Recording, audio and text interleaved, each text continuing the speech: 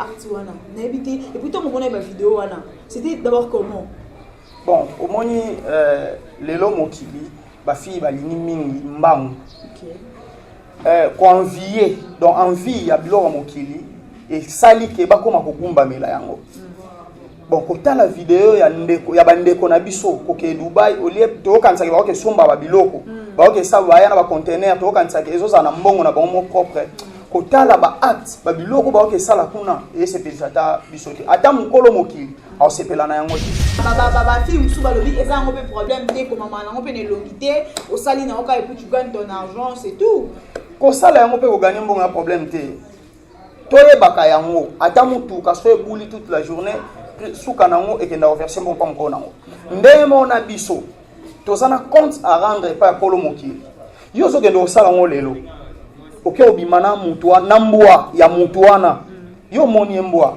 mais spirituellement zana. Le Congo ne tombera jamais, car la victoire du Congo dépend de l'Éternel, Dieu des armées, et à ses prophètes qui craignent l'Éternel, comme l'évangéliste Bishop John Israel Makiese, descendant de Fumu Kimbangu, Jean-Baptiste, 3e millénaire. Voici le temps de l'éveil prophétique. Lèvons-nous donc comme un seul homme, peuple congolais. Défendons notre patrie, car le Congo ne tombera jamais. Vouloir c'est pouvoir, c'est maintenant ou jamais, c'est maintenant ou jamais, maintenant ou jamais. Yahweh, sunga peuple congolais, bitumbo tozobunda, Ezaya nzotote, Ezaya molimo. Archevêque Koutounou Fernando, Yahweh, sunga bishopé, John Makiese, bitumbo azobunda, Ezaya nzotote, Ezaya molimo. Pasteur Placide Jésus, Mokpadiko, Congolais, Téléma, Bipaï, Bissosa, Isaac Mabaka, l'étoile d'Afrique. Tenons-nous la main dans la main, Congolais. Et voilà, très heureuse de vous retrouver encore, fidèles téléspectateurs des Fondations Solange Étoile TV. Bonjour, bonsoir. Mboté, cela dépendra de l'heure à laquelle vous allez recevoir cette belle vidéo. Ndebokoyamba salutation nanga Divine Kabe Divine, autrement appelée Divine, la meilleure journaliste de sa génération, Dekana Lobaka. Nous sommes là à la recherche ya ba news ya bien. Tout ça la wana pona komema ba message ya qualité, ba news ya kitoko na ba abonné nyonso ya Fondation Solange Étoile TV. Là, je profite pour dire un grand bonjour, bonsoir à notre sponsor officiel, Solange Étoile KLB Love, la maman chérie des Divines Étoiles, la femme qui a mon égramme Western Union London City, Ria. Je vous salue, mes salutations à mes petites sœurs que j'aime tant. Gladys, Gaël, Gwenel Love, je vous salue. Taylor James, l'homme en bio depuis Europe. Le futur basketteur, je vous salue. Zachary Kerti Junior, un grand merci à Gilles Panzou. Pour les images, bien peu à qualité aux OP, sa mère, journaliste de sa génération, Divine KBA. Et voilà, je pense que nos abonnés vont se poser des questions. Aujourd'hui, Divine KBA, Amélie Bissonini, Léo Robert Amasolo. Nous allons vraiment causer sur l'actualité aux circuler Internet. Et puis, l'union sur bien déjà, tu peux un peu pour le Bélango, tu peux parler sur Yango. Là, je vais directement demander à Gilles Bandizo, de sa même morale, à Pandilanga, déjà plateau. Je suis avec un confrère de la presse aussi. C'est avec lui que nous allons causer, pour développer vraiment ensemble un des cas de chez nous, c'est la qualité et non la quantité. Nous vous rappelons aussi, si c'est pour vous la première fois de tomber sur cette belle vidéo, n'hésitez pas de vous abonner sur notre chaîne, likez nos émissions, commentez, partagez, ça nous fera énormément plaisir. Là, je profite déjà pour dire un grand bonjour à mon invité, mon frère de la presse, avec lui Robert Amasolo. Voilà, Ndeko Joseph, bonjour. Bonjour, Maman Divine. Bonne santé. Santé à vous, voilà, je pense que Robert Amasolo là sur l'actualité ils ont circulé ma casse balobi ba fille à Dubaï, ba fille à Dubaï ndé bazan na top. Avant cela, je sais pas moi la bande de réunion sur bazo landa biso, moi li loba kozala bien après to kota na sujet du jour na Bon, en tout cas, na salué bandeko nyonso o bazolanda biso na ngonga oyo ba oba koluzwa libaku ya kolanda chaîne na biso FFTV. Na senga na bino bo s'abonner massivement na chaîne na biso FFTV. En tout cas, le lisola lelo eza lisolo mo il faut to fongola on pena to sola on parce que mambo ko mo ebele na mboka na biso o ya malamu te. Donc na senga na bino bo s'abonner mingi na FFTV. Voilà, merci beaucoup Ndeko Joseph. Mais pour tout bétonner ma solo, tout sola vraiment parce que le autre sola et ça analyse mon retour senga na abonné sur Fondation Solange Étoile TV. Vous hésitez à faire un commentaire. Là, je vois béni parce que tu m'as trop dérangé. Divine, il faut parler sur ça, il faut parler sur ça. Voilà, aujourd'hui, dans le Bélango, béni depuis chiffre, un ami de longue date, depuis l'école primaire, je vous salue, béni Poya, je vous salue. Voilà, Ndeko Joseph, tout le monde, ma fille, ma commis pesa, na ma fertilité, ma fille, ma commis coucher na bamboua, ma fille, ma zo coucher na baniaou, ma fille, ma zo sala vraiment bouzo, oh vraiment, et c'est même si il y a un langage divine c'est pour qui vraiment le lot tous en a on a plateau na biso ya émission savoir plus tout le bela vraiment yango na éviter pour na yo na ba fio bazo sala ba acte wana na éviter et puis to mo bona ba vidéo wana c'était d'abord comment bon au moni lelo mokili ba fille ba lini mingi mbangu ko envier donc envie ya biloko mokili et sali ke ba koma ko gumba mela yango. Bon, quand la vidéo ya ndeko ya bandeko na biso koke Dubai olie to kansaki ba ke somba ba biloko ba ke sa ba ya na ba container to kansaki ezo za na mbongo na bango propre kotala ba acte ba biloko ba ke sala kuna et c'est pesata biso te ata mukolo mokili au sepela na yango te parce que mutu jamais ko koma esclave ya mbongo tina niveau ke ba koma ko boko mo sala eloko o ata nyama kwa sala ngwa za na pasi ko sala ba joyeux en tant que mwana mwasi likolo ya mbongo pour osomba biloko bakabelo to mona a na Congo patron to patronne to mona yo okoma okende ko sala eloko moke basumbela ona munoko eza pena kitoko te ata mukolo mokila wasepela na yango te loko wana donc tant ngana otala biloko wana nyonso par musu to kopesa mpe responsabilité na gouvernement na biso. Gouvernement c'est oui, condamné sous gouvernement. Gouvernement t'atindi ba ngba ke na Dubai ba sa ba par musu to kopesa na gouvernement na biso parce que zanini au moment na moment autozali diable a dit très bien que Congo to bato Congo ba na passe alors faut to profiter na faiblesse wana donc au moment que ba maman na biso ba okende kuna bazo zala séduite facilement à partir à biloko wana donc azotala ki ah so na buki biloko wana sombi boye na sali boye na sombi boye na ete kuna na obima danger mais eloko ba obosana ke tango yo sala eloko wana ozobosana ke ozotikala na semence mo ya mabe na kati na yo ozo mama divine donc il faut ba maman na biso na ba revenir nanu ba tala na mukolo mokili alobini na makomi na est-ce que ko se livrer esclave en mbongo eza malamu donc yango wana pona mais ba fille musu ba lobi eza ngo pe problème te ko maman ngo pe ne longité au sali na oka et puis tu gagnes ton argent c'est tout ko sala yango pe ko gagner mbongo na problème te toye baka yango ata mutu ka so ebuli toute la journée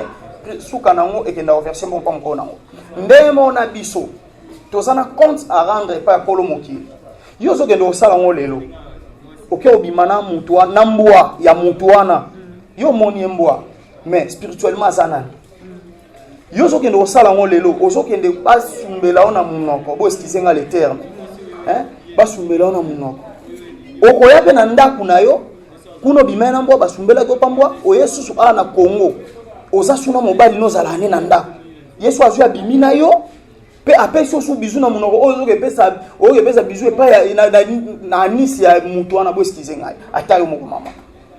Donc quelque part ozo mema libabe na ndaku na yo so kumona ko kane mbongo mais lobi to lobi ana répercussion ana oyeba te ozbana no ba ozala ndenge nini po oto salelo to futa ngo lobi ozo mona oto sal nyon se futa ma ana se yo tango ozo sabilo wana yeba ke nzambe akobomisela o par na yo wa ko futa yo donc eza bon ma divine mais babi il faut que ça la mode il faut que ça la top donc et singi ka faut que ça la ngo ozo mona lo ba fille à Dubai fille à outi Dubai azo rouler fille à outi Dubai kabelo fille à outi Dubai orchete ba fille na ba kina ko sala le autre découvrir maman oyebi ko sala na mode to na top e bandi na biso telelo soki otali na kala bato toyeba ki ya mbongo bayemba bango basala ba succès bakenda basala batour ya monde ba se retrouver na sama bele donc osana top lelo ya na busoba ya bena na sens te zala ndenge zali luka ya moke oyo sunga yo na ba besoin na yo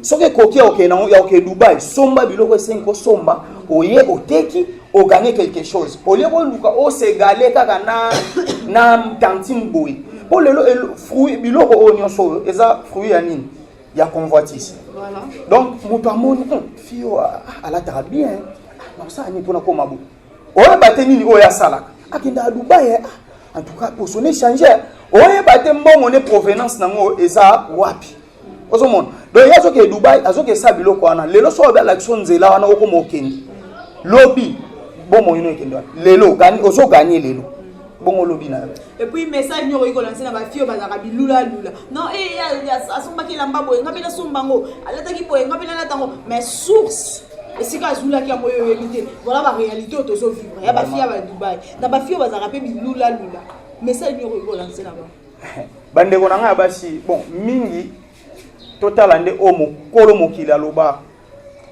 toko gagner kabelo na ko gagner iPhone 13 na ko za na lelo se na kufi ba ojonte ba tsa na serre ba tumusu ba wela ngo malamu na za na relation malamu na nzambe ke na ke no sabi logo oyo ko kabolanga facilement na nzambe parce que ma divimba o ba sabi logo na so tali bien ba za pe ba donateur na ba église ba donatrice pe na ba église ozomona donc mbongo wana zo kende ko zwa azoya na musu na kati église tala ndenge bazo blasphémer Saint-Esprit mabe nde wazumbongo ya pesi eza mabe mbongo prostitution oya na ndenge na kati église Deutéronome elobi yango okoko kena mbongo prostitution te prix oyo ya prostitution bakenda na ngo te pa ya nzambe eza malamu te. Excusez ndeko Joseph, il faut expliquer biso na bien sikana mutaki asa musala westene la sala eza ya mabeza ya malamu musala nini mama divina ngai musala oyo na ngato yeko to kone video azimbongo ayena ngone église apesi muso atake sunga ba kufela sala mabe asali mabe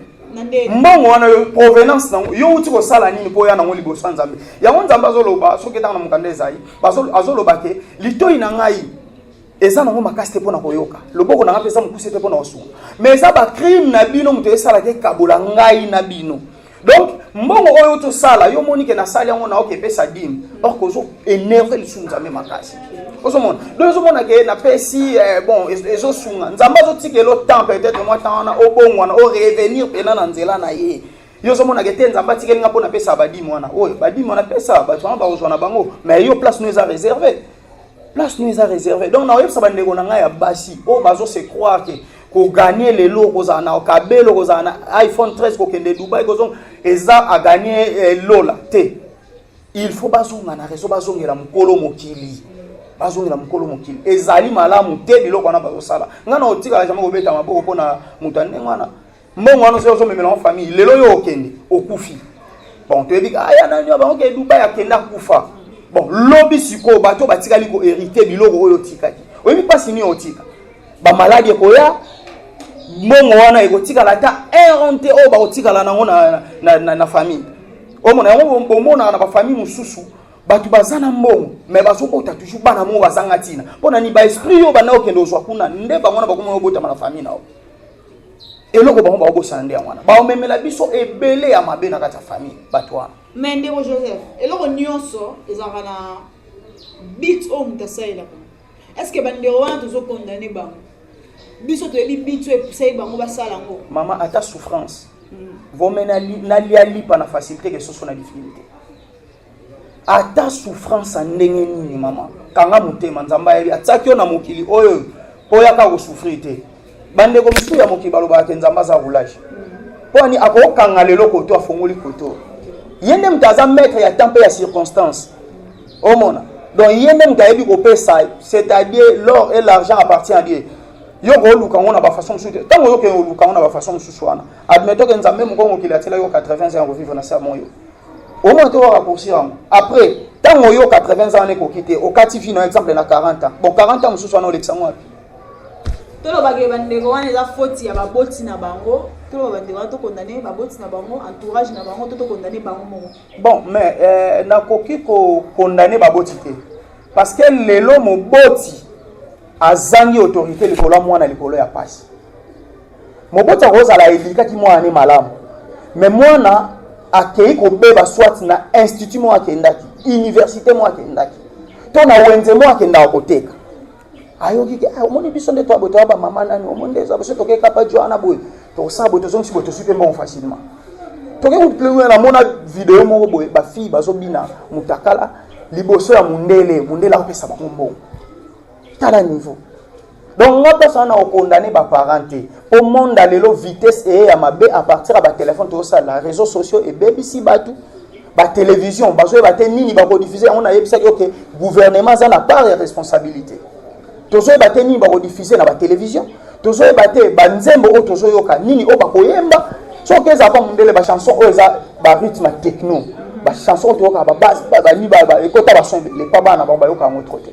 Le temps que Mundele a bébé lelo, mais Mundele a averti bandakala jamais avec sa monnaie banzemboa. Lelo biso na Congo et sa commission de censure et ça la rassurer l'autre côté. Donc moi na zo ko tsanyoso, a éducation du fils, a éducation de l'église. Et kuna na parler siko a bébé la mingi na kati ya société. Au monde. Donc biso tokenda boy asala. Ngapi funa la nanzelo, alandi akebobele. Donc yango zo mona ke lelo tokoko pesa faute na ba maman na biso tete ba papa na biso te mais faute ezali ya biso moko tolimbi lulela na biyoka yokana bimona mo do tango na moni na biki fona za nango ndenge ya za na ngapi fona za ya za na no poza na bo ngapi ni ezali fona za na eloba na onde bona pasteur John que j'ai sali en passant aloba ke est-ce que na pension ngako ou bien ngam na yana yo tende na pension de pasteur John. Ben ndeko Joseph comment na makambo nga zo mona ke ba boti bazabe na part des choses. Parce que mon beau ça qui jamais connu. Beaucoup mon abandonné on a vu souvent. Je pense que ma famille n'a pas moyen, ma cousin, ma cousine, ma oncle. Patience les Kenyans. Au monde. Patience c'est ça parmi les fruits on zamba senga na muto azala na yango. Faut qu'on la patience dans la vie. Mais d'autres femmes faisant dans na vie un peu ma garçon. Les jeunes garçons ne veulent pas travailler. Aux peut-être société peut-être na petit chéri na yo, mais aux olinga au débrouiller te qu'on soit responsabilité na yo te, peut-être qu'on soit le petit chéri na moi kabelo, moi elamba, aux sala moté. Et alors petit chéri moni que non que na kolien. Maman trajet à 1000 km bandana un pas. Mutu tango azana un pas, soko moni que au PC déjà bonde tu maman bonde on zaboye. Ozana mo quelque chose, ozana exemple $100. Obité na pesa no tonto oyo abandana oteka asombata ballon na ya ba catch network. Donc moi ça pesa mbali ngo. Mais yo monique ya zana logo te no sepe na. Au lieu que ke kota na nzela, OK kota na nzela ko bando yela ba problème, sungaende. Mais il y a aussi des garçons dans la bango d'accord. Moi j'ai vécu cela, na mona déjà fille. Tantine vraiment ça mobile na mais mobile na permettra ya di manière que na bandila mususu et puis elle a embo. Ouana za na éviter na obsession kozala posséder toni po mobali o aza mobali quel que soit niveau ya pauvreté na azalaka jaloux na mwasi na jamais mobali moi céda mwasi na facilité ka boye tala kutuka soso pambo so bande da kolanda soso mwasi mbangu so mfa bingu na fa contrecarrer bongo yo muto ebi na o manzele na ngande to benga biso ba jeune o manzele na ngai chérie na ngai mwasi na ngai ozo céder ka pona mbongo est-ce que yo moma bo bakata ti ezala Abraham tango akenda na Égypte tango ba nani Pharaon azotuna ke o aza nani a présenter Sarah comme sœur na étant ba poti tango Pharaon comme ko remarquer que akomi ko beta mais pas nzambe pona mwasi na ba présenter ke ba bombaki Pharaon bengana ke Abraham na mwasi na ye ozomona donc on eza buzo ba moto ko sala yango te nga mona mobali nyonso azalaka jaloux pona mwasi na ezala yo mama lelo nalobaka lelo yena bi bon ma divine yo za mais na zui pe tantine moko na pas pesa nga mona opesa o trouver on Voilà, merci beaucoup fidèles abonnés de Fondation Solange Étoile TV. Nous chutons déjà vers la fin de notre analyse. Je sais pas moi, Ndeko Joseph, n'a pas fille ou un conseil n'y a pas ça bango et conseil n'y a pas ça parce que bah influencer peut déjà bah monsieur je pense. Sauf bah on va dire qui 5. La minute au tolo va peut-être bah comme 50 déjà. Et ça bah monsieur peut déjà bah influencer bango et puis bah oh bah ça a posé ça va côté dans le monde ou un conseil n'y a pas ça. Bon. Conseil zaga ke bande ko ngai ko vivre na se amoy oyo ezali chote mto bande yango ezana batu o to monaki ba vivaki avant biso ba misupe ba salaki o bino bo sala peut-être bino ku bo déborder mais ça na on a tina te na senga na bino to zongela mkoyo mokili soko ke Dubai pona osomba biloko na quantité mbongo ozana ona donc so lia aka eloko kokina mongongo na ye kolinga te okende odela osala bo po bungisa bo moyi na lelo nini ya malamu ekozalake o gagner nyonso ya mokili lelo po bungisa bo moyi na yo eza na tina te bandeko na bozonga na raison beba zokana kolanda bango bokende te ya malamu te ya nzela ya mabe eza nzela ya kufa o bokende togumbamela mbongo te na se ya moyi o mais togumbamela nde mokolo mokili o asali mokili na ye pe apesi biso pema po lelo soki a décidé akata pema na ye na ndimi te ke mbongo na wana ozokende kozwa wana ekosomba pema wana tobanga mingi mokolo mokili mais togumbamela mbongo o bolanda wana. Voilà, merci beaucoup Ndeko Joseph. Je ne sais pas moi directement ma dédicace na Bandeko Balandio parce que nous sommes bel et bien à la fin de notre analyse. Bon, on a saigné na Bandeko nous sur la ligne à Force de Frappe TV. Vous s'abonner massivement à la chaîne Abisso Force de Frappe TV. Et la chaîne où vous sur la news en temps réel. Na temps où na saigné vous s'abonner massivement. Na pe simbote na l'écran menuisier Dido. Na pe simbote pa ya papa Masamba Ndingambote. Na pe simbote na pasteur Daniel Kalambay. Et na pe simbote na patron ngai l'évangéliste John Makiese. Les descendants de Simon Kimbangu na pesi mbote sikozali en tout cas na sengi nzamba pesa ovi ya mulai po ko ba toujours ko sunga ba biso pe na pesi lipota mobimba le Congo ne tombera jamais mbote pe na zo penser mingi na cameraman na ngai ozo zwa ngai pesa na bilili na temps oyo o ba beta tolo kutu ba kenda mais toujours ti le lazali donc nga na mona ende muta filma pe na filma José bande tsusuka wana pesi bongo Gilles Panzu mbote pe na pesa Munadio Maison ML Pro Ambote belé sika zali pona bike bilili otango sala ngo en tout cas et bimalwa na so wapi mais na aka a place bino bo monde la ngo en tout cas bambote na bino belé bo s'abonner massivement na chaîne na bino. Voilà, merci beaucoup fidèles téléspectateurs des Fondations Solange Étoile TV. Nous sommes bel et bien à la fin de notre analyse. Voilà votre meilleur journaliste Divine KB Divine, autrement appelé Divine Étoile. Dès qu'on a le bac, tu as un membre qui te comme bien. Message des arabes, mon corps, vous s'abonner, vous liker ma vidéo, vous commenter, vous partager. Et vous avez une bonne chose. Un grand merci à Gilles Van Dubabu pour la manipulé pour les grands réalisateurs. Merci beaucoup à vous pour la image de la bien et la qualité au Pesara. Profite pour dire un grand merci à notre sponsor officiel, Solange Étoile KLB Love. La femme qui a mon égramme Wester Union Love, la maman chérie de Divine Étoile. Je vous salue mes petits frères que j'aime autant, Gladys, Gaël, Gonel Love, je vous salue. Et sans oublier mes big boss, Carty Junior, Zachary, Taylor Jones, l'homme et l'homme et je vous salue. Et à mon ami aussi de l'homme de date, Georges, qui date depuis Canada. Je vous salue. Quant à moi, je vous dis déjà au revoir. On se retrouve à la prochaine. Merci beaucoup. Le Congo ne tombera jamais, car la victoire du Congo dépend de l'Éternel, Dieu des armées, et à ses prophètes qui craignent l'Éternel, comme l'évangéliste et bishop John Israël Makiese, descendant de Fumu Kimbangu, Jean-Baptiste et troisième millénaire. Voici le temps de l'éveil prophétique. Lèvons-nous donc comme un seul homme, peuple congolais. Défendons notre patrie, car le Congo ne tombera jamais. Vouloir c'est pouvoir, c'est maintenant ou jamais, c'est maintenant ou jamais, maintenant ou jamais. Yahweh, sunga peuple congolais, bitumbo tozobunda, Ezaya Zotote, Ezaya Molimo. Archevêque Koutounou Fernando, Yahweh, sunga bichopé, John Makiese, bitumbo azobunda, Ezaya Zotote, Ezaya Molimo. Pasteur Placide Jésus, Mokpadiko, Congolais, Téléma, Bipaï, Bissosa, Isaac Mabaka, l'étoile d'Afrique. Tenons-nous la main dans la main, Congolais. Bonamboka na yo bunda. Loba non, non, non, non, non, Congo.